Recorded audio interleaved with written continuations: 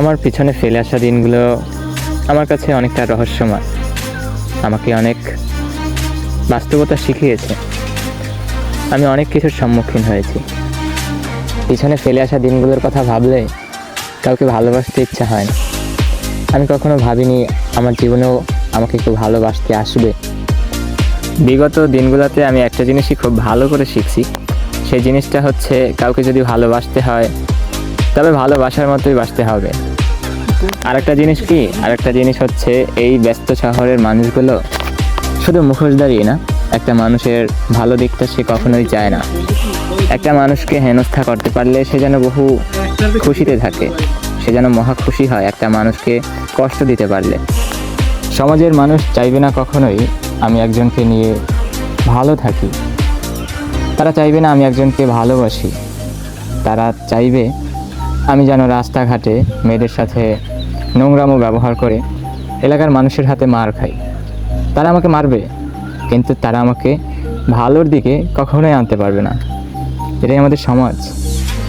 শুধু আমি এই কথাটা এই জন্যই বলেছি, এই কথাটা বলার পেছনের রহস্যটা হচ্ছে আমার চিন্তাভাবনা আমি আমার মতো করেই রেখেছিলাম, কিন্তু সমাজের মানুষ, ফ্যামিলির মানুষের কারণে আমি বারবার হিমশিম হয়ে যাচ্ছি। আমার চিন্তাভাবনার দিক থেকে আমি বহুবার হিমশিম খেয়ে যাচ্ছি, কিন্তু কি করব, কিচ্ছু করার নেই।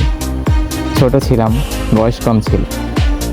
কাউকে ভালোবাসতে হলে শুধু তাকে ভালোবাসবো বললেই হয় না, তার সাথে সারা জীবন থাকার মতো একটা স্থির স্বপ্ন দেখার যোগ্যতা থাকলে তোমার ভালোবাসাটা প্রাপ্য। তুমি কাউকে ভালোবাসতে পারো, তোমাকেও তখন অনেকেই ভালোবাসবে।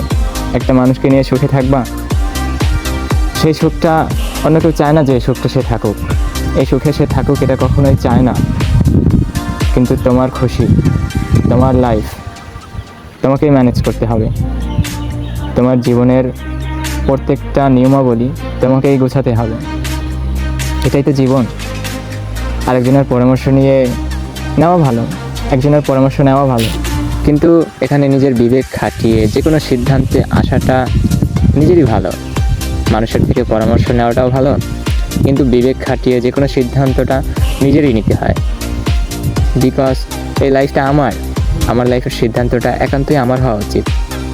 আর একটা কথা বলতে চাই, আর একটা কথা হচ্ছে, তোমরা কী ভেবেছ গল্প কি এখানেই শেষ? মোটেও না।